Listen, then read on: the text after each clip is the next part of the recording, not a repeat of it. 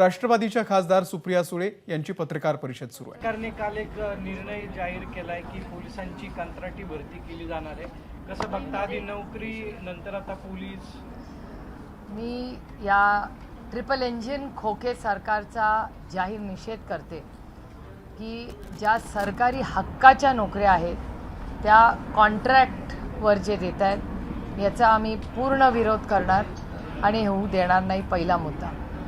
दुसरा मुद्दा जो आणि महत्त्वाचा आहे आणि या सरकारने आणि मुख्यमंत्र्यांनी त्याचं उत्तर दिलं पाहिजे की जेव्हा ह्या सगळ्या नोकऱ्या जर सरकारी आणि पोलीसच्या नोकऱ्या या सगळ्या जर कंत्राटी होणार असतील तर आरक्षणाचं काय होणार? कारण का कॉन्ट्रॅक्टमध्ये आरक्षण राहणार नाही आणि जे कॉन्ट्रॅक्ट जातात ते सत्तेत असलेल्या भारतीय जनता पक्षाच्या आमदारांना जातात।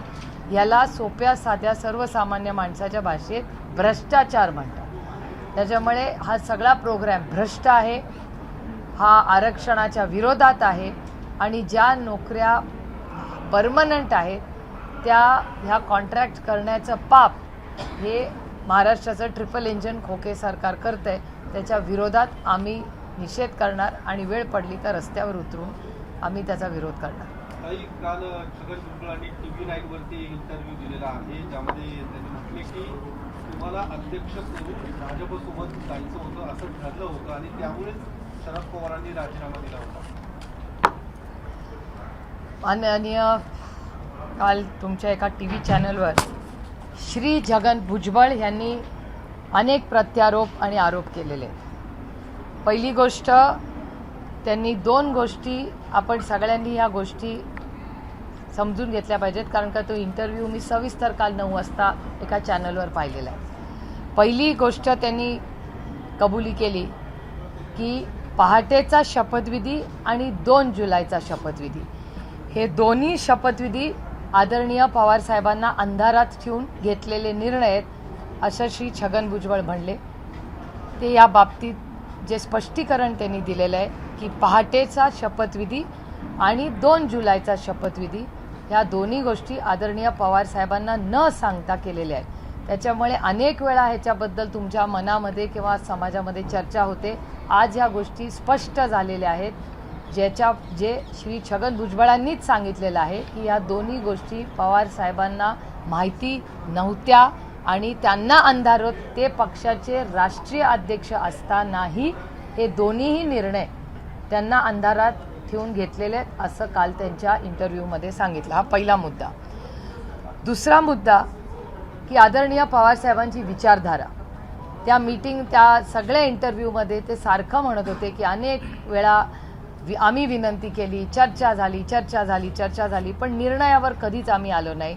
किंतु परंतु याचा अर्थ हेच होतो याच्यातून की आदरणीय पवार साहेबांनी नेहमी त्यांच्या विचारधारेला कधीही सोडलं नाही आणि त्याच्याबद्दल ते कन्सिस्टंट राहिले की मी काँग्रेसचा विचार सोडणार नाही, हे त्या इंटरव्ह्यूतून होतं। तिसरी गोष्ट महत्त्वाची होती की त्यांनी आणखीन एक गोष्ट सांगितली की भारतीय जनता पक्षाची चर्चा झाली।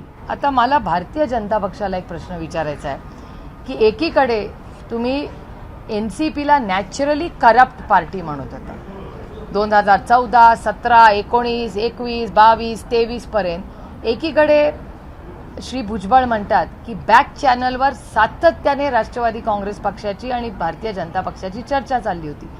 तर एकीकडे ना खाऊंगा ना खाने दूं म्हणणारा भारतीय जनता पक्ष राष्ट्रवादी काँग्रेस पक्षाला नॅचरली करप्ट पार्टी म्हणत होता। तर मग जर आम्ही करप्ट होतो तर मग भारतीय जनता पक्ष ही नेगोसिएशनला बसलीच कशी आमच्याबरोबर? तर मग इधर भारतीय जनता पक्ष सातत्याने खोटे आमच्यावर आरोप केले। जर आरोप खोटे होते तर भारतीय जनता पक्षाने राष्ट्रवादी काँग्रेस पक्षाची माफी मागितली पाहिजे की आम्ही सगळे जे आरोप केले हे खोटे होते आणि जर ते करप्शन त्यांना मान्य असेल तर म्हणा की आम्हाला सब खाएंगे और सबको खाने देंगे ही आमची नीती आहे। ही नीती भारतीय जनता पक्षाने स्पष्ट केली। एकीकडे आम्हाला म्हणायचं आम्ही करप्ट आहोत आणि दुसरीकडे बॅक चॅनल नेगोसिएशन करायचं। हा दुतोंडीपणा नाही झाला भारतीय जनता पक्षाचा? याचं स्पष्टीकरण भारतीय जनता पक्षाने दिलं पाहिजे। त्याच्यानंतर आणि एक त्यांनी गोष्ट सांगितली ज्याचा उल्लेख तुम्ही केला, राजीनामा। आदरणीय पवार साहेबांनी राजीनामा जो दिला तो त्यांना द्यायचाच नव्हता. पण ह्या सगळ्यांचा जो आग्रह होता बीजेपी, तेव्हा आदरणीय पवारसाहेब दुखावले गेले आणि त्यांनी तो राजीनामा दिला. त्यांना अजिबात इच्छा नव्हती. नंतरचं सगळं तुम्हाला ते नाट्य वाटत असेल, आमच्यासाठी ते वास्तव होतं. आणि त्यानंतर महाराष्ट्राची जनता, महाराष्ट्राचा मीडिया असेल, राष्ट्रवादी काँग्रेस पक्ष कार्यकर्ते सहकारी असेल, त्यांनी आदरणीय पवारसाहेबांना विनंती केली आणि सांगितलं तुम्हालाच ही जबाबदारी घ्यावी लागेल. आणि त्यातून आणखीन एक मुद्दा स्पष्ट झाला. तिथेच त्याच व्यासपीठावर श्री छगन भुजबळ असं म्हणाले की कमिटी काही चालणार नाही, तुम्हालाच ही जबाबदारी घ्यावी लागेल. त्यांनीच आदरणीय पवारसाहेबांना आग्रह केला की तुम्हीच अध्यक्ष राहायला पाहिजे. आता ह्याच्यात आणखीन एक कॉन्ट्रडिक्शन येतं. ह्याच्यात आणखीन एक त्यांच्यामधला विरोधाभास असा दिसतो की एकीकडे ते म्हणतात पवारसाहेबांनीच आम्हाला हा रिश्ता दाखवला, एका बाजूला म्हणतात नेगोशिएशन करतात, दुसरीकडे असं ते म्हणतात की ते तानाशाही आहे आणि ते खूप डॉमिनेटिंग होते. आता मला विचार सांगा, यांचं कॉन्ट्रडिक्शन बघा कसं आहे यांच्या सगळ्या या इंटरव्ह्यूमध्ये आणि त्यांच्या विचारधारेमध्ये. कॉन्ट्रडिक्शन असं आहे की आदरणीय पवारसाहेबांनी त्यांनी कमिटी केली होती, तेव्हा कमिटीने निर्णय घ्यावा की पुढचा अध्यक्ष कोण व्हावा. जर तो माणूस तानाशाही असता तर त्यांनी कमिटी केली असती का? त्यांनी डायरेक्ट आदेश दिला असता की ही व्यक्ती होणार. आणि कमिटीला विरोध कोणी केला तर श्री छगन भुजबळांनी केला. त्यांच्या भाषणात जो ज्या चॅनलमध्ये दाखवला की कमिटी काय चालणार नाही, आम्हाला तुम्हीच पाहिजे. मग तानाशाह शरद पवार होते का हे सगळे होते? त्याच्यामुळे तानाशाह होते, पक्ष ते त्यांच्या पद्धतीने चालवत. त्यांना भारतीय आणि एक खूप महत्त्वाची गोष्ट, त्यांनी 4 वेळा, मी मोजलेली आहे म्हणून सांगते, 4 वेळा ते त्यांच्या इंटरव्ह्यूमध्ये असं म्हणाले की जेव्हा जेव्हा आम्ही साहेबांना भेटलो तेव्हा साहेब आम्हाला म्हणायचे मी येणार नाही, तुम्हाला जायचं असेल तर तुम्ही जाऊ शकता पण मी येणार नाही. पुन्हा पुन्हा तुम्ही तो इंटरव्ह्यू बघू शकता. सातत्याने पवार साहेब म्हणलेत की मी भारतीय जनता पक्षावर जाणार नाही, तुम्हाला जायचं असेल तर तुम्ही जाऊ शकता. हा ह्या सगळ्या स्टोरीचा बॅकग्राऊंड. त्याच्यामुळे संक्षेपमध्ये सांगते पुन्हा, इन शॉर्ट टू अँड, की पहाटेचा शपथविधी आणि 2 जुलैचा शपथविधी ह्या दोन्ही गोष्टी आदरणीय पवार साहेबांना माहिती नव्हत्या. त्यांना अंधारात ठेवून हे निर्णय घेतले. हे कालच्या इंटरव्ह्यूमध्ये स्पष्ट झालं. पवारसाहेब त्यांच्या आयडिओलॉजीशी पूर्ण निष्ठेने गेले 60 वर्ष वागले, ते इस्टॅब्लिश झालेलं आहे. त्याच्यानंतर भारतीय जनता पक्ष जे सातत्याने नॅचरल करप्ट पार्टी NCPला म्हणत होती, ती बॅक चॅनलनी सारखी राष्ट्रवादीशी बोलत होती. राजीनामा देताना आदरणीय पवार साहेबांनी सांगितलं की मी तुमच्याबरोबर येणार नाही, तुम्हाला जायचं असेल तर तुम्ही जाऊ शकता. त्याच्यानंतर शेवटचा मुद्दा जो तुम्ही विचारला की मला अध्यक्ष करणार होते का, हा प्रस्ताव होता का? हा प्रस्ताव होता. पण मला स्वतःला तो एवढ्यासाठीच अस्वस्थ करणारा होता कारण का त्याच्यात 3 गोष्टी होणार होत्या. एक तर आदरणीय पवार साहेबांची कधीही इच्छा नव्हती भारतीय जनता पक्षावर जायची आणि म्हणून ते त्यांच्या भाषणात आलेलं आहे भुजबळ साहेबांच्या की ते सातत्याने म्हणायचे तुम्हाला जायचं असेल तर तुम्ही जा, मी तुमच्यावर येणार नाही. हे भुजबळ साहेब स्वतः काल बोललेले आहेत. पहिला मुद्दा. दुसरा मुद्दा की आमची जी वैचारिक बैठक आहे ती चव्हाण साहेबांची आणि आदरणीय पवार साहेबांची, ती आमची आयडिओलॉजी आहे. त्याच्यात ते बसणारं नव्हतं, ते मला अस्वस्थ करणार होतं. आणि त्यानंतर मी जर अध्यक्ष झाले असते तर पहिला निर्णय कुठला असता तर तो भारतीय जनता पक्षावर जायचा होता. तो मला करणं अशक्य होतं. मी ना माझी आयडिओलॉजीशी ना माझ्या वडिलांशी कुणाशी कॉम्प्रोमाइज करणं मला अशक्य नव्हतं. I could have not lived with it. कशी राहणार मी त्यासोबत? ते मला अस्वस्थ करणार होतं. दुसऱ्या बाजूला, एका बाजूला सत्ता होती, सगळं होतं, आणि दुसऱ्या बाजूला, एका बाजूला संघर्ष होता. मी सत्तेपेक्षा संघर्षाचा मार्ग मी केला आणि त्यांनी मला ही ऑफर दिली होती. काल जे भुजबळ साहेब म्हणले होते खरं आहे, पण माझ्या आयडिओलॉजीशी, माझ्या वडिलांशी, माझ्या तत्वाशी मी पूर्ण ठाम राहिले आणि हाच आहे. आणि तुम्ही बघताय की त्यांचा सगळा इंटरव्ह्यू हा फक्त कॉन्ट्रडिक्शन्सनी भरलेला होता. म्हणजे मला असं वाटतं की त्यांनी सगळ्यांनी बसून ठरवलं पाहिजे एकदा की हा आग्रह पवार साहेबांचा होता का त्यांचा होता, हा निर्णय त्यांचा होता का पवार साहेबांचा होता, पवार साहेब हुकुमशाह आहेत का नाही. The whole interview is only contradictions. दुसरं एक की त्यांचा प्रस्ताव आपण फेटाळला केवळ भाजपसोबत जायचं नाही म्हणून, बरोबर नाही. प्लीज, काही गोष्टी अशा असतात की त्या इन कॉन्टेक्स्ट सांगायच्या असतात. आणि दुसरी एक मी गोष्ट तुम्हाला सांगते, हा खोटं खरा बोलण्याचा नाही. काही वयानंतर आपल्यावर जबाबदारी असतात. त्यांनी जसं फॅक्च्युअली सगळ्या गोष्टी सांगतात सगळ्या मीही बोलू शकते, पण आपल्यावर जेव्हा जबाबदाऱ्या असतात, काही गोष्टी असतात, काही गोष्टी इन पर्सन आणि प्रायव्हेट बोललेल्या जातात. त्याच्यात त्या कॉन्व्हर्सेशनमध्ये 2 लोक असतात. त्याच्यामुळे एकाने बाहेर बोलायचं ठरवलं म्हणून दुसऱ्यांनी त्याचं स्पष्टीकरण देणं हा आग्रह नसतो. त्याला प्रगल्भता म्हणतात, त्याला खोटं बोलणं म्हणत नाहीत एकतर. त्याच्यामुळे आणि काही गोष्टी ज्या एकत्र गेल्यात ह्याचा अर्थ मी काही लपवते तर नाही. आणि मला एक सवय आहे जी मी तुम्हाला सांगते की मी रोज एक डायरी लिहिते आणि ही मला लहान असल्यापासून सवय की दिवसभर ज्या गोष्टी माझ्या आयुष्यात होतात ना त्या मी एका डायरीमध्ये लिहिते. त्याच्यामुळे मी प्रत्येक गोष्ट काल जी इंटरव्ह्यूमध्ये होती ती मी का पॉईंट फॉर्ममध्ये आणली, कारण का माझ्या डायरीमध्ये ती मॅच होत होती. ते कुठल्या मीटिंगबद्दल बोलले, कोण काय बोललं, आणि हे मी काही थिअरी म्हणून लिहित नाही, इट्स माय हॅबिट. माझा नवरा पण मला काय जर बोलला असेल तर मी तिथे लिहून ठेवते, आज Siddhanand said this, I wonder why he said this. कारण का आज रेवती विजय सिद्धानंद आणि मी जेवायला गेलो होतो, we had a great time. विजयचा करिअरचा ह्या सगळ्या गोष्टी ही मला लहानपणापासून सवय की आपण त्याच्यामुळे तुम्ही मला जर विचारलं की 2 जुलैच्या शपथविधीच्या आधी रात्री काय चर्चा झाली ती माझ्याकडे माझ्या डायरीत लिहिलेली आहे. त्याच्यामुळे कॉन्ट्रडिक्शन्स की मला आठवत नाही वगैरे असं काही होत नाही. My diary has a great reference point. Diary बाहेर आली तर भरपूर स्फोट होतील. स्फोट व्हायचा विषयच नाही. डायरी कधी बाहेर येणारच नाही. तेवढी विचाराची प्रगल्भता आणि माझ्या आयुष्यात असं काही नाहीच आहे त्याच्यातून स्फोट होईल. I am a very boring life. समोरचं जे दावा करतात ते सगळं बाहेर येईल ना. ज्याबाबत भुजबळ आता हे सगळं बोलत आहेत, मात्र यापूर्वी अजितदादा सुद्धा हेच मुद्दे बोलत होते की भाजपसोबत आमची चर्चा झालेली आहे यापूर्वी सुद्धा, आणि ते तो शब्द कुठेतरी पाळला गेला नाही, आणि त्यामुळे मी शब्द पाळायचा विषयच येत नाही ना. आदरणीय पवार साहेबांनी काय सांगितलंय की हेच भुजबळ साहेबांचे शब्द आहेत की तुम्ही जाऊ शकता, मी येणार नाही. It's simple. मी येणार नाही म्हणजे आयडिओलॉजीशी कोण लॉयल राहिलंय 60 वर्ष? Sharad Pawar. He is consistent about it की मी येणार नाही. तुम्हाला जायचं असेल तुम्ही जाऊ शकता, मी येणार नाही. आणि कालच भुजबळ साहेबच स्वतः म्हणले की दोन्ही शपथविधी जे झाले ते आदरणीय पवार साहेबांना अंधारात ठेवून झाले. मी म्हणत नाही, छगन भुजबळच म्हणतायत. आम्ही जेव्हा तुम्हाला सगळ्यांना सांगत होतो की आम्हाला माहिती नव्हतं, कोणी आमच्यावर विश्वास ठेवत नव्हतं की ह्यांना कसं माहिती नाही. झालं ना, दूध का दूध, पाणी का पाणी. It's in front of you.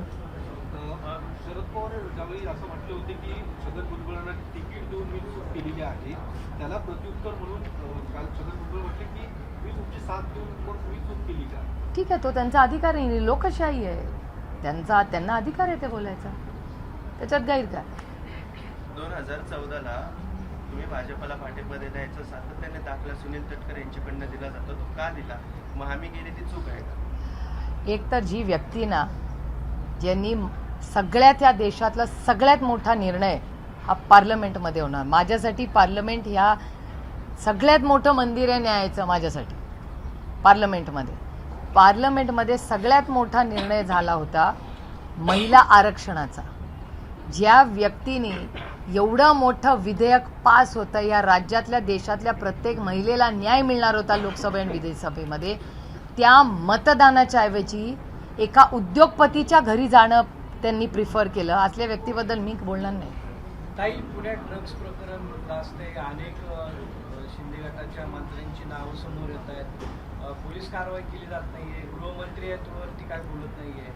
अरे, चौकशी समिती नेमली आहे, त्यातही सगळे आरोग्य विभागातले 4 जण आहेत. मग ही चौकशी निपक्षपाती होईल का हाही प्रश्न आहे. कारण ससून सारख्या रुग्णालयातनं इतकं मोठं रॅकेट चालवणं जाणं ही छोटी गोष्ट नाहीये.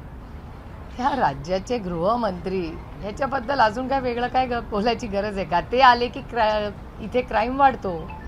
त्याच्यामुळे ह्या गृहमंत्र्यांकडून काय अपेक्षा करणार? मी तर त्यांचा राजीनामा मागून मागून थकले. कारण का हे नॉन सिरियस गृहमंत्री आहेत. घरं फोडा, हे पक्ष फोडा, ह्याच्यात ते इतके व्यस्त असतात की त्यांना गृहमंत्रालयासाठी वेळच नसतो. कधी चालवणार मंत्रालय? 6 मंत्रालयात वाटतं त्यांच्याकडे. किती कामं आहेत त्यांच्याकडे, पण बाकीचे नको ते कामं करण्यात इतके व्यस्त आहेत की त्यांना महाराष्ट्राची सेवा करण्यासाठी वेळच नाही काम करायला. आणि इज अ कम्प्लीट फेलियर. गृह मंत्रालय, जालन्याला झालेली घटना, अमानुषपणे त्यांनी ज्या पद्धतीने महिलांना आणि मुलांना मारलं, ती काय चांगली घटना होती? 19,000 मुली मिसिंग आहेत महाराष्ट्रात पहिल्या 4 महिन्यामध्ये. त्यानंतर ससूनची घटना, ड्रग्सची घटना. कोण आहे जबाबदार याला? हे ट्रिपल इंजिन खोके सरकार आहे त्याला. आणि गृहमंत्रालय बक स्टॉप्स देअर. काल हेरम कुलकर्णींवर जो हल्ला झाला, कोण आहे त्यांना जबाबदार? त्याचा फॉलोअप तरी घेतला का गृहमंत्र्यांनी? मुख्यमंत्र्यांनी हेरम कुलकर्णींना फोन केला, गृहमंत्र्यांनी केला? रॉड घातलाय त्या हेरम कुलकर्णीच्या डोक्यामध्ये नाशिकला, आपलं नगरला, आणि दुपारी उन्हामध्ये. म्हणजे असं काय नाही की अंधार नाही आहे, लाईट नाही, सगळी कॅमेरामध्ये तुमच्याच चॅनल्सवर दाखवलं ना कसा हल्ला केला. मग हेरम कुलकर्णी जो माणूस दारूच्या विरोधात लढतो, शिक्षणासाठी लढतो, गुटख्याच्या विरोधात लढतो, त्याच्यावर अटॅक होणार आहे महाराष्ट्रामध्ये? हा छत्रपतींचा आणि शाहू फुले आंबेडकरांचा महाराष्ट्र आहे यांचा. त्यांना अधिकारच नाही त्यांचं नाव घ्यायचा. गौप्यस्फोट केलाय आमदार संजय गायकवाडांनी. मुख्यमंत्र्यांच्या जीवाला धोका होता. लेट्स गेट सिरियस यार, थोडंसं आपण सिरियस पॉलिसी वगैरे बोलू. ताई, उघड आहे ही सगळी मंडळी विचाराशी प्रतारणा करून तिकडे गेलेली आहेत केवळ सत्तेसाठी, स्वतःच हे वाचवण्यासाठी. तर मग यांना जनतेने का स्वीकारावं? आता निर्णय 2024 मध्येच होईल ना. काही मुख्यमंत्री एकनाथ शिंदेनी त्यांच्या मंत्र्यांना आता सगळ्या सूचना दिल्यात की दावोस शिवाय म्हणजे दावोसचा दौरा असेल तरच जायचं, नाही तर कुठल्याही परदेश दौऱ्यावर जायचं नाही. उशिरा आलेलं शाणपण वाटतं. नाही, दावोसमध्ये काय आहे यांच्यासाठी? म्हणजे दावोसच का आणि बाकी का काय नाही? वर्ल्ड इकॉनॉमिक फोरममध्ये यांचा काय अजेंडा आहे तो पण त्यांनी सांगावा. काहीतरी अजेंडा असेल तरच दावोसला जावं. आणि दावोसची मीटिंग फेब्रुवारीमध्ये असते, आत्तापासून काय? आणि अजेंडा तर येऊ दे दावोसचा, कोणाला भेटणार आहेत, काय भेटणार आहे ते मला कळलं पाहिजे ना. आता बर्फात खेळायला जायला नाही चले. आता मराठा मोर्चा, मुंबईत मराठा मोर्चा सुरू आहे आंदोलनासंदर्भात. जरांगे पाटलांना अडवलाय तो. जरांगे पाटलांचा अल्टिमेटम पण 14 तारखेला संपतोय. सरकारने फक्त हे आश्वासन दिले. मराठा, धनगर, लिंगायत आणि मुस्लिम या चारही समाजाच्या अनेक वर्षाच्या मागण्या आहेत. भारतीय जनता पक्षाने शब्द दिला होता की पहिल्या कॅबिनेटमध्ये आम्ही धनगर समाजाला आरक्षण देऊ. ह्या गोष्टीला 9.5 वर्ष झालेली आणि आरक्षणाबद्दल महाराष्ट्रात एक मत आणि दिल्लीत एक मत, हे ऑन रेकॉर्ड भारतीय जनता पक्षाचा प्रोग्राम आहे. त्याच्यामुळे जुमलेबाज हे सरकार आहे, काही त्यांना करायचं नाही आहे. धनगर समाजाला इथे म्हणतात आरक्षण देणार, दिल्लीत त्यांचेच खासदार म्हणतात आम्ही देणार नाही. मराठा समाजाला महाराष्ट्रात म्हणतात देणार, दिल्लीला केस व्यवस्थित लढत नाही. लिंगायत समाजाचा निर्णय झालेला नाही, मुस्लिम समाजाला त्यांनी न्याय दिलेला नाही. त्याच्यामुळे या जुमला पार्टीकडून तुम्ही काय अपेक्षा करणार?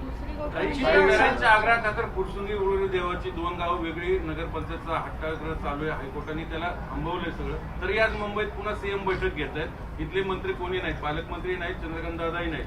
चाललंय नाही, या सरकारमध्ये कोण कोणाशी बोलतं, भेटतात नाही भेटतात, कॅब असं म्हणतात बाबा, मला खरं खोटं माहिती नाही.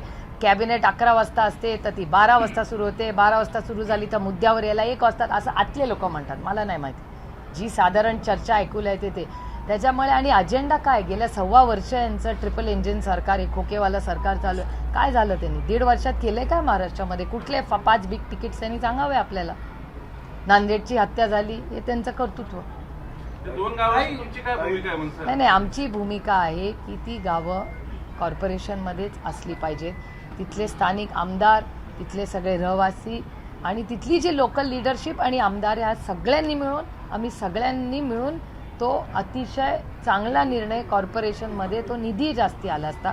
पण आज नक्की ठेवायचं आहे नाही ठेवायचं इतकं कन्फ्युजिंग आहे. परस्पर मीटिंग घेतात ना आमदारांना, आम्हाला कुणालाच काही इन्फॉर्म. आमचं म्हणणं आहे की तुम्ही मायबाप सरकार आहात, पण आम्हाला सांगा तरी, आम्ही लोकप्रतिनिधी आहोत तिथलं, आमच्या सूचना तर द्या. ही दडपशाही नाही तर काय चाललंय महाराष्ट्रामध्ये? वारंवार तुमच्या महाराष्ट्र दौऱ्यावरती टीका करत असतात. चित्रा वाघांकडून जास्त टीका आता तुमच्यावरती सुरू झाली. माझ्या वाचण्यात अनफॉर्च्युनेटली आलेलं नाही, त्याच्यामुळे मला माहिती नाही. ताई आधी करत नव्हते, आता महाराष्ट्र दौरा करायला. मला याची माहिती नाही. बारामती मिशन पुन्हा एकदा भाजपकडून सुरू झाल्याचं दिसतंय, कारण चंद्रशेखर बावनकुळे पुन्हा एकदा दौरा करतायत बारामती.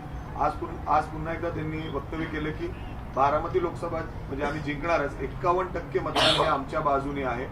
म्हणजे अर्थात तुम्हाला एक अल्टिमेटम ते अशा पद्धतीने देत आहे. मान्य नाही, लोकशाही आहे. लोकशाहीमध्ये अर्थातच प्रत्येक पक्ष जो तो लढण्यासाठी आणि जिंकण्यासाठीच उतरतो, त्याच्यात गैर काय? पण तुम्हाला टार्गेट केलं जातं असं वाटतं का? तो अधिकार आहे त्यांचा, त्याच्यात गैर काय? लोकशाही आहे, चालतं आहे. भुजबळांच्या बाबतीचा एक खुलासा राहिलेला प्लीज, आहे. तो विचारा ना. 2014 मध्ये शरद पवारांनी आणि भाजपने शिवसेनेसोबत भाजपने युती जोडली आणि पवारांनी 2014 2014च्या विधानसभा निवडणुकीत आणि त्यानंतर लगेच शरद पवारांनी भाजपला पाठिंबा जाहीर केला होता. 8 महिन्यानंतर एकत्र यायचं होतं असंही ठरलं होतं, भाजपसोबत एकत्र यायचं. त्या कॉन्टेक्स्टमध्ये ते बऱ्याच वेळा असं सांगतात त्यांच्या पूर्ण इंटरव्ह्यूमध्ये की या मीटिंगमध्ये मी नव्हतो पण मी ऐकलंय, मी नव्हतो मग मी ऐकलंय. पण आता मी नव्हतो मी ऐकलंय याचं स्पष्टीकरण कसं करतात? आणि मला असं वाटतं की ह्या सगळ्या ज्या कॉन्टेक्स्ट आहेत त्याच्यातला क्रक्स असा आहे की तुम्ही स्वतःला एवढं डिफेंड का करताय? तुम्ही एखादा निर्णय घेतलाय त्याच्यावर ठाम राहा ना. You want to be a prisoner of the past in history. 2014 माझा याचा प्रश्न सुटणार आहे का? तुमच्या नोकरीचा प्रश्न सुटणार आहे का? 2014च्या आमच्या निर्णयामध्ये तुमची महागाई कमी होणार आहे का? 2014मुळे या निर्णयामुळे तुमचा क्राईम कमी. कम टू द मी. तुम्ही आता मंत्री आहात ना, मग तिथे राशन सगळ्यांना मिळतंय का? तो काय शिदा म्हणतात, आनंदाचा शिदाची क्वालिटी चांगली आहे का? सगळे राशनच्या दुकानामध्ये व्यवस्थित अन्न मिळते का ते सांगा ना. मुद्द्यावर या ना. Prisoner of the history and past. आणि ठीक आहे, पास्ट जर बसायचं असेल आणि तारखात काढायची असेल तर त्यांना जिथे असेल तिथे मला भेटायची तयारी आहे. आणि माझी कायडी डायरिया एवढ्या घेऊन येईन मी 14 बसून. माझ्याकडे लिहिलेलं आहेच सगळं. आणि माझ्या गोष्टी ज्या IQ आहे त्याच्यावर मी भरोसा ठेवत नाही. जे मला माहिती आहे, मी जिथे होते त्या मी गोष्टी सांगू शकते. IQ इतकी हलकेकांची मी नाही की कोणी काही सांगितलं आणि विश्वास ठेवला. संगणमताने युती तोडली असं म्हणलं. काय संगणमताने युती आणि आघाडी तोडली असं ते म्हणतायत. मला I have no access to that information. आणि मला एक करा, म्हणजे काय पवारसाहेब सगळे पक्ष पवारसाहेबच चालवतात? मग भारतीय जनता पक्ष पण शरद पवार चालवतात, राष्ट्रवादी पण चालवतात, काँग्रेस पण चालवतात, सगळे पक्ष एकच चालवतात माणूस. दॅट्स रिअली कॉम्प्लिमेंटरी टू हिम. नवरात्र येते आता आणि बरेच जण म्हणजे मुद्द्यांवरती बोलत नाहीये. तसंच नवरात्रामध्ये जर राजगरबा खेळला जातो तर भाजपचे एक आमदार आहेत ते असं म्हणाले की मुंबईमध्ये जर गरबा खेळायचा असेल तर त्याचं आधार कार्ड तपासा, मुसलमान मुलांना त्या राजगरबामध्ये एंट्री देणार नाही. तर या गोष्टी सुद्धा वाढल्या जात आहेत की त्याचे इश्यूज केले जात आहेत आणि त्याच्यावरून वाद निर्माण केला जातो. नाही, हे सगळं पाप हे या ट्रिपल इंजिन खोके सरकारचं आहे. त्यांना एकतर ही पोलीस स्टेट आहे का? Is it a police state? गृह मंत्रालय हेच म्हणतात ना, ससून आणि ड्रग्समध्ये त्यांना वेळ नाही, पण हे आधार कार्ड चेक करणं आहे. कारण का त्यांना पोलीस स्टेट करायचे. कोण कुठे जातं, काय करतं, काय खातं, काय पितं, कुठे, हे नको त्यांचं त्यांना माहिती पाहिजे. पण त्यांना ससूनमध्ये जे ड्रग्सचं होत आहेत त्याच्यात त्यांना इंटरेस्ट नाही आहे. त्यांना मेन क्राईममध्ये मुली पळवल्या जातात त्याच्यात त्यांना इंटरेस्ट नाही आहे. अमानुषपणे जालन्याला जी घटना झाली, लोकांची डोकी फोडली, त्याच्यात त्यांना इंटरेस्ट नाही आहे. ड्रग्समध्ये नाही आहे. जे लोक जेलमध्ये आहेत ते सुसाट फिरत आहेत सगळीकडे, त्याच्यात त्यांना इंटरेस्ट नाही. पण आधार कार्ड चेक करण्यात त्यांना इंटरेस्ट आहे. 5 राज्याच्या आणि संविधान डझन अलाव दिस आहे. संविधानाच्या चौकटीच्या बाहेर येते जे करतात. एक मिनिट 5 राज्यांच्या निवडणुका जाहीर झालेल्या आहेत. भाजपने मोठी ताकद लावली. कसं बघता? लोकशाही आहे. काँग्रेस विरुद्ध भारतीय जनता पक्ष ताकदीने सगळे उतरले. त्याच्यात काय लोकशाही? BRSला बारामतीत उमेदवार भेटलाय. अच्छा, अशी चर्चा आहे. BRS पण बारामती. ही लोकशाही आहे. असं कसं? Everybody as a right. लोकशाहीत सगळ्यांनी लढलं पाहिजे आणि उलट तुम्ही त्याला प्रोत्साहन केलं पाहिजे की लोकशाही आहे. काही अयोध्येमध्ये जसा राम मंदिराचा बँकेचा राजीनामा दिला होता संचालक पदाचा 25 वर्षांपासून ते तिथं होते आणि आता अशा चर्चा सुरू आहेत की पार्थ पवार यांचं राजकीय पुनर्रचना करण्यासाठी पवार यांचा राजीनामा दिला. तिथं पार्थ पवारांना संधी दिली जाऊ शकते. I have no knowledge. मला नाही माहिती. काही अयोध्येमध्ये राम मंदिराचा मुद्दा भाजपनं लावून धरला. आता मशीद देखील बांधली जाणार आहे. मुंबईतून आज पहिली वीट अयोध्येला पाठवली जाणार आहे. नाही, हे बघा, परत महागाई, बेरोजगारी, भ्रष्टाचार या सगळ्यापासून डिफ्लेक्शन. आणि मी भ्रष्टाचार का म्हणते? कारण का भारतीय जनता पार्टीचं आता आत्या म्हणून नामकरण आपल्याला करावं लागणार आहे मला. कारण का उद्धवजी त्यांना भ्रष्ट जनता पार्टी, मी पुढे जाऊन उद्धवजींच्या परवानगीने, म्हणजे ते मोठे भाऊ आहेत म्हणून आणि एक आत्या म्हणून त्या BJPचं नाव मी बदलणार आहे आता, की ती भ्रष्ट जनता पार्टी नाही, भ्रष्ट जुमला पार्टी म्हणजे BJP. ते भ्रष्ट आहेत का? तर आहेत. आणि याचं कारण असं, मी तुम्हाला 2 उदाहरणं देऊ शकते. त्याची 2 गोष्टी आहेत भ्रष्टाचाराच्या बाबतीत. की समरजित गाडगे कोल्हापूरचे, समरजित गाडगेंनी एक आरोप केला होता आणि तो आरोप तुमच्याच चॅनलवर मी पाहिला होता. आणि मी समरजित गाडगे जवाब दो विचारते डायरेक्टली त्यांना बोलून आणि त्यांचं नाव यासाठी घेऊन, कारण का त्यांनीच भ्रष्टाचार केलेला मी टीव्हीवर पाहिलेला आहे. आणि लोकप्रतिनिधी म्हणून नाही पण महाराष्ट्राची एक नागरिक म्हणून समरजित गाडगेंना विचारते की तुम्ही एक आरोप भ्रष्टाचाराचा केला होता. ती व्यक्ती आता तुमची पालकमंत्री आहे. तर मग तुम्ही केलेले आरोप खोटे होते का? जर खोटे असतील तर तुम्ही ज्या पक्षात म्हणजे भ्रष्ट जुमला party Bharatiya Janata party BJP मध्ये काम करता, तर भारतीय जनता पक्षाने राष्ट्रवादी काँग्रेस पक्षाचा त्यांनी माफी मागितली पाहिजे की हो आम्ही ज्या कुटुंबावर आरोप केले, त्यांच्या घरी ED पाठवली, CBI पाठवलं, इन्कम टॅक्स पाठवलं, त्यांच्या बायकोला छळलं, नातवंडांना छळलं, ही आमची चूक होती, आम्हाला माफी द्या. आणि समजा ते आरोप खरे असतील तर take its to its logical end. पहिला मुद्दा. दुसरा मुद्दा, तुमच्याच चॅनलवर मी पाहिलं त्या अंजली दमानिया, 1 आठवड्यापूर्वी अंजली दमानिया तुमच्या चॅनलवर होत्या आणि त्या असं म्हणल्या तर कुठला तरी GR आहे. आता तो GR इम्प्लिमेंट झाला का नाही याचं उत्तर भारतीय जनता पक्षाने दिलं पाहिजे. त्यांनी त्याहीमध्ये आरोप केलेले.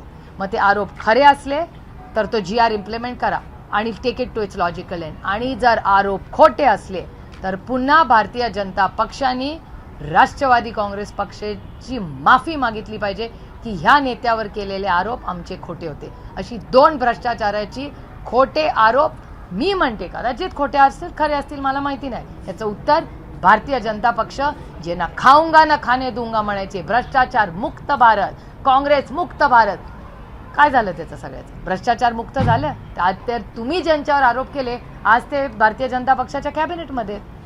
तर मग जर भारतीय जनता पक्ष असं खोटं बोलत असेल तर पुढच्या वेळेस आरोप करतील तेव्हा सगळे सांभाळून राहा. कुणाचेच नाही आणि भरोशाचे नाही. अजितदादांचे पत्नीचे दोर कापलेत का? काल जयंत पाटील स्वतः बोलले जाहीर सभेमध्ये.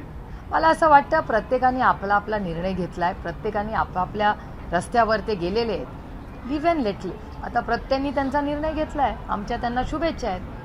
त्याच्यामुळे काल मला असं वाटतं प्रदेश अध्यक्षांनी तो क्लिअर केलेला आहे आणि 8-10 दिवसापूर्वी आदरणीय पवार साहेबांनी तो क्लिअर केला. लोकसभेनंतर एकत्र आम्ही त्यांनी जो एक निर्णय घेतलेला आहे, त्यांनी भारतीय जनता पक्षाबरोबर सरकारमध्ये जायचा निर्णय घेतलेला आहे. त्याच्यामुळे it's not up for discussion. सर्वेमध्ये असं दिसतंय की शिंदे सोबत गेले भाजपच्या किंवा अजित पवारांचा गट गेला तरी त्यांना फारसा फायदा होत नाही, तोटा होतो. जर अशा वेळी पुन्हा अजित पवारांनी निर्णय घेण्याचा एक तर ती सर्वेची गोड बातमी दिल्याबद्दल तुमच्या तोंडात बारामतीची साखर पडो, पहिला मुद्दा. आणि दुसरी गोष्ट, मला असं वाटतं की इलेक्शन हारणं जे काय तत्वाचं काहीतरी असतं की नाही, आपण काही कशासाठी लढतो, का लढतो आणि राज्य आणि देश हा काही विषय आहे का नाही. आज ज्या पद्धतीने तुम्ही मला पहिला प्रश्न विचारला की पोलिसांच्या भरतीमध्ये कॉन्ट्रॅक्टर, हा किती गंभीर विषय आहे. काय सगळं आम्ही स्वतःच्या स्वार्थ, आम्ही लोकप्रतिनिधी आहोत, वी आर पॉलिसी मेकर्स. आम्ही पॉलिसीसाठी आलोय. EC मध्ये जा, सुप्रीम कोर्टात जा, ह्याच्यासाठी मी नाही इलेक्शन लढले. मी इलेक्शन माझ्या या लोकसभा मतदारसंघात एक चांगला बदल घडवण्यासाठी आले. त्याच्यासाठी आम्ही निवडून येतो आणि त्याच्यासाठी तुमची या मायबाप जनतेची सेवा करण्यासाठी आम्ही निवडून येतो. तुमच्या आयुष्यात सहकार्य करून तुमच्या आयुष्यात चांगला बदल घडवण्यासाठी आम्ही सत्तेत येतो. सत्ता हे साधन आहे तुमच्या आयुष्यात एक चांगला बदल घडण्यासाठी, पण आजकाल त्याचा चुकीचाच अर्थ काढतो जातो. एक दुर्दैव आहे. 5 राज्यों में जो चुनाव घोषित हुए हैं, मराठी झालं सगळं. तो उसमें जो मेजर फाइट है वो राष्ट्रीय पार्टियों में ही है, बीजेपी और कांग्रेस. इंडिया अलायंस अभी भी बना है. Does India alliance has a role to play in this? Of course, India Alliance will have. We will, with full force, stand by the Congress and whoever is fighting those elections in all the 5 So states. BJP calls it that they will win with a 5-0 score. You know, confidence is always a good thing. Overconfidence is life is dangerous, is what my mother tells me. Ma'am, एक और घटना बक्सर में हुई है, railway derailment हुआ है कल. आप काफी वोकल रही है रेलवे इश्यूज. नहीं, रेलवे में safety is not this governments priority. आपको सबको याद होगा जब उड़ीसा और वेस्ट बंगाल की बॉर्डर पे, आपको याद होगा कितनी बड़ी घटना हुई थी, कितने लोग वहाँ मरे थे. उसके बाद तो किसी को याद भी नहीं है कि नंबर क्या हुआ है. Government did not tell us the official number. और ये जो वंदे भारत ट्रेन की जा रही है, ये सब हो रहा है at what cost, at whose cost. गरीब रथ तो नहीं बढ़ रहे. मेरे निर्वाचन क्षेत्र की मैं आपको बात बताऊं, जेजुरी स्टेशन हो, नीरा स्टेशन हो, दौंड स्टेशन हो, बिगवंड स्टेशन हो, कितने स्टेशन में आपको बताओ, जब कांग्रेस की सरकार थी हमारे यहाँ 150-200 ट्रेन रुकती थी. अब ये नई ये जो सरकार केंद्र में आई है उसका 50% कम किया है. तो ये ट्रेन गरीब जो है, शोषित है, पीड़ित है, वंचित है, उसके लिए ट्रेन है ही नहीं. ये सिर्फ बड़े लोगों के लिए ट्रेन है. वो वंदे भारत निकलती है यहाँ से और किसी बड़े शहर में रुकती है. जो बीच में का किसान है, जो बच्चा है, जो छोटा बिजनेस करने वाला है, जो महिला है उसके लिए तो ट्रेन रुकती भी नहीं है, तो क्या फायदा हुआ? गरीब को तो कुछ नहीं मिला। मुंबईमध्ये मैम अगला विषय फॉरेन पॉलिसीज को लेकर है। Central government is extended support to Israel, but Congress is saying that they are talking about the rights of Palestine and जो पॉलिसी कांग्रेस और बीजेपी की, जो अटल जी की भी थी, इंदिरा जी की थी, तब से एक लाइन पे इंडिया भारत की एक लाइन रही है। इससे अलग लाइन अभी ले रही है। ये जो एक्सटर्नल इश्यूज होते हैं, जब मिनिस्ट्री ऑफ एक्सटर्नल अफेयर्स की होती है, तो मेरे ख्याल से केंद्र सरकार ने इमीडिएटली एक ऑल पार्टी मीटिंग बुलानी चाहिए, नहीं तो पार्लियामेंट का एक मीटिंग बुलानी चाहिए। World is at war right now, तो ये थोड़ा सीरियसली यूनिलैटरल डिसीजन लेने से ऑल पार्टी, नहीं तो सारे देश में जो वरिष्ठ नेता है उनको बुला लीजिए। और भारत देश की जो पॉलिसी है, जब देश का सवाल होता है और दूसरे विदेशों के साथ चर्चा होती है, तब देश पहले होता है, उसके बाद हमारी पार्टी आती है। तो देश का जब हिसाब होगा, तब इस जो एक्सटर्नल अफेयर्स मंत्रालय है, और मैं प्रधानमंत्री से विनती करूंगी कि आप एक ऑल पार्टी मीटिंग अर्जेंटली बुलाइए और सबसे बात करिए। काही मुंबईमध्ये मराठी माणसाला घरं नाकारल्याच्या घटना सातत्याने समोर येतात, आताही घडल्यात। आता त्या पार्श्वभूमीवर एक मागणी समोर आली की मराठी माणसांना तिथं 50% घरं द्यावीत आणि मांसाहाराला जी बंदी केली जाते काही सेक्रेटरी सोसायट्यांमध्ये, तर त्यावर काय तुम्ही? हे जे ट्रिपल इंजिनचं सरकार आहे ना, खोक्यांचं सरकार महाराष्ट्रात, हे मराठी माणसाच्या विरोधातच आहे। कारण का तो अदृश्य शक्ती जी दिल्लीवरनं आहे ना, तर ते कट कारस्थान फक्त महाराष्ट्राच्या विरोधात करतात। मग पक्ष फोडतात, घरं फोडतात, स्वतःचे पण 2 नेते जे मुंबईत एक राहतात, दिल्लीत राहतात, त्यांना डिमोशन देतात। त्याच्यामुळे ते मराठी माणसाचा द्वेषच करतात, ही अदृश्य शक्ती। मग आपले इन्व्हेस्टमेंट्स बाहेर जातात, मराठी माणसाचा मान सन्मान होत नाही। मराठी माणूस जो म्हणजे जो महाराष्ट्रात राहतो तो मराठी माणूस, हे कैलासवासी यशवंतराव चव्हाणांचे शब्द आहेत, ज्यांनी 1 मेला जेव्हा महाराष्ट्राचा मंगल कलश आणला, त्या मराठी माणसाला जर त्याच्या घरामध्ये, त्याच्या मातीमध्ये घर मिळत नसेल, त्याला जबाबदार आहे महाराष्ट्राचं ट्रिपल इंजिन खोके सरकार आहे। कारण का ते दिल्ली समोर, जे अदृश्य शक्तीसमोर इतके झुकतात ना, त्याच्यामुळे सगळ्यांना वाटतं हे काय लोकल हलके में घ्या। ही महाराष्ट्राच्या स्वाभिमानाची आणि सन्मानाची लढाई आहे। मला विचारा, याला जोडून व्हायब्रंट गुजरात हा जो इव्हेंट आहे तो मुंबईमध्ये साजरा केला जातोय। गुजरातचे मुख्यमंत्री मुंबईमध्ये येऊन रोड शो करतात, कसं पाहताय? याचं उत्तर तुम्ही ट्रिपल इंजिन खोके सरकारला विचारा। त्यांनी, मला असं तर वाटतं, महाराष्ट्र त्यांनी दिल्ली दरबारी घाणच टाकायचा निर्णय घेतलेला दिसतोय या ट्रिपल इंजिन सरकार। प्रफुल्ल पटेल जी ने कहा है 2 दिन पहले कॉन्क्लेव में कि 2022 में जब एकनाथ शिंदे महाविकास आघाड़ी छोड़कर बीजेपी में जा रहे थे, तब डिस्कशन एनसीपी के हो रहे थे, इसके पहले डिस्कशन हो रहे थे, पवार जी को सारा एका किसी भी ऑर्गेनाइजेशन में चर्चा तो होनी ही चाहिए। ये एक डेमोक्रेसी है, एक लोकतंत्र है। लोकतंत्र में सब एक दूसरे से बात करते हैं। आप मेरा ट्विटर अकाउंट देख लीजिए, 10 बीजेपी लोगों के साथ मेरी फोटो होती है।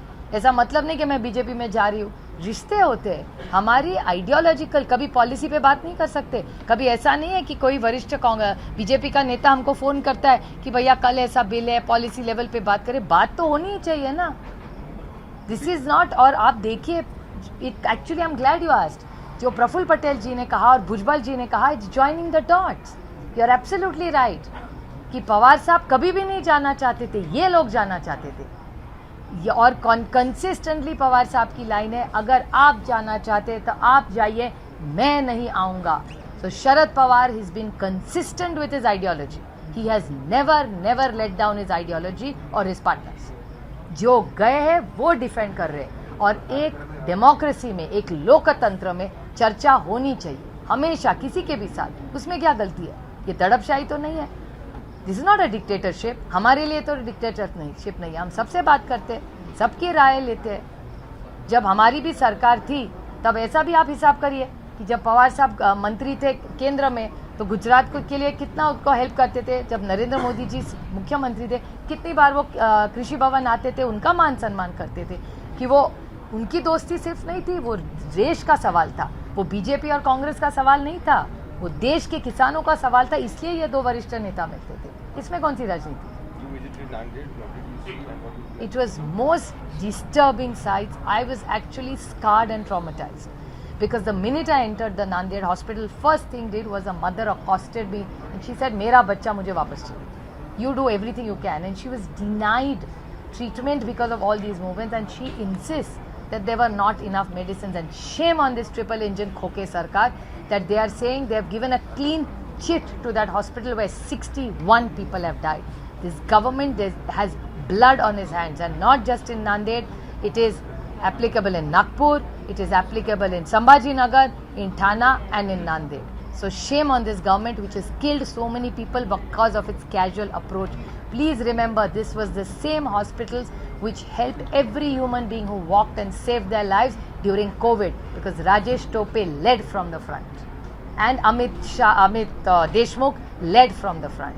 So Amit Deshmukh and Rajesh Tope did a wonderful job together under the Mahavikas Aghadi and delivered superior results. And I'm not saying this, even Government of India data says so. And when there is no COVID, there's a no crisis, hundreds of people die in this state. There's blood on this hand of this Shinde government. Shame on them. What is the say about the drug racket case of No, it's a complete failure of this corrupt government in Maharashtra.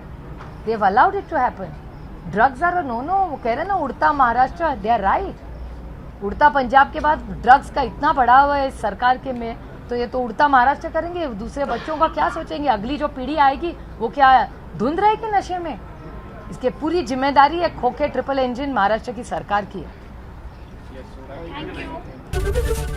ABP माझा, उघडा डोळे बघा नीट.